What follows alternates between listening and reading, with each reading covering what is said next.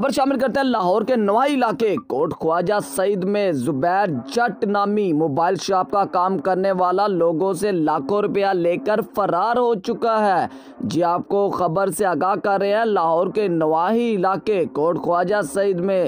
زبیر جٹ جو mobile shop کا کام کرتا تھا لوگوں سے لاکھوں روپیہ لے کر فرار ہو چکا ہے۔ اگر بات کریں پیسے کس مد میں لے کر گیا تو اہل علاقہ مکینوں کے بلز کے کمیٹی کے پیسے اور دیگر چیزوں کے پیسے لے کر وہ یہاں سے رفو چکر ہو چکا ہے۔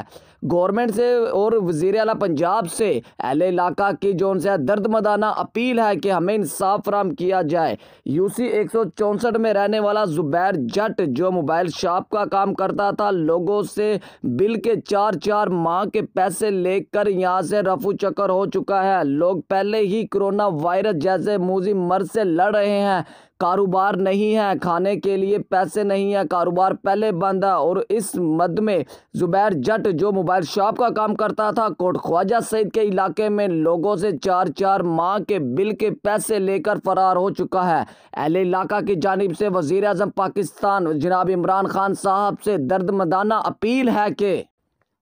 اہل علاقہ کے غریب عوام کے بارے میں سوچا جائے اور اس فراڈیا کو فی الفور گرفتار کر کے سلاخوں کے پیچھے بھیجا جائے اور عوام کو ان کے گئے ہوئے 4 ماہ کے بل کے پیسے واپس کیے جائیں۔